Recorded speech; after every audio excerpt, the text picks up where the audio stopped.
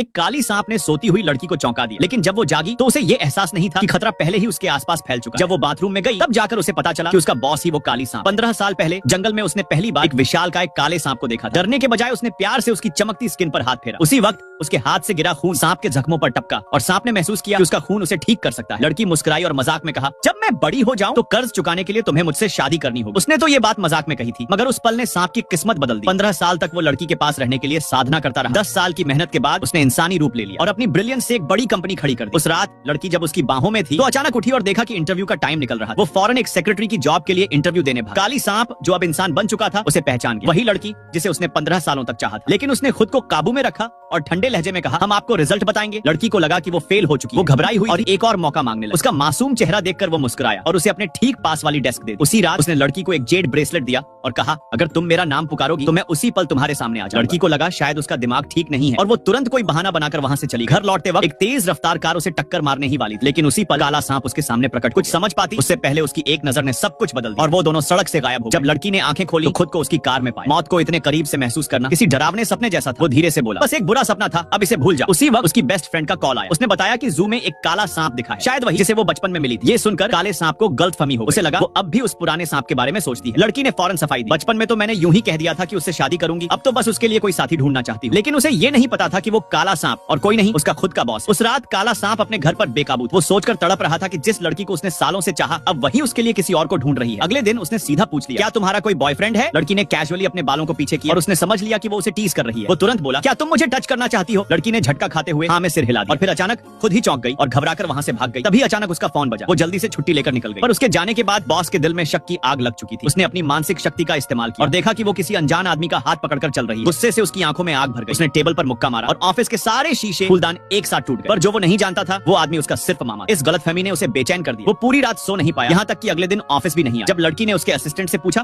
तो पता चला वो बीमार है। वो फौरन उसका ख्याल रखने पहुंची, पर बुखार में तपते हुए उसने उल्टा उसी पर इल्जाम लगाया। तुमने तो वादा किया था मुझसे शादी का, फिर क्यों किसी और को अपना लिया? गुस्से में वो उसे नुकसान पहुंचाने ही वाला था कि लड़की ने उसके होंठ पर जोर से काटा। तेज दर्द ने उसे होश में ला दिया। अंदर से पछतावे में डूब गया, पर अब बहुत देर हो चुकी थी। लड़की ने ठंडी आवाज में कहा, आराम करो, और फिर चुपचाप चली गई। कुछ दिन बाद जब वो ऑफिस लौटा एक बड़ा क्लाइंट मीटिंग के लिए आया, पर सबको चौंकाते हुए उसने डील को सीधा रिजेक्ट कर दिया। असिस्टेंट हैरान रह गई। जब लड़की को पता चला तो वो उसे समझाने गई, ये बहुत बड़ी अपॉर्चुनिटी है, इसे मत खोइए। लेकिन उसे लगा वो उस अनजान आदमी के लिए उसके सामने सिफारिश कर रही है। जलन से उसकी आंखों में एक ठंडी मुस्कान आ गई। अंदर ही अंदर उसने ठान लिया, अब इस स्टील डील से उसी आदमी की सच्चाई सबके सामने लाऊंगा। जब असिस्टेंट कॉन्ट्रैक्ट साइन करने गई लड़की ने उसे सच्चे दिल से थैंक यू कहा, पर उसका अगला ही वाक्य बॉस का चेहरा बदल देने वाला था।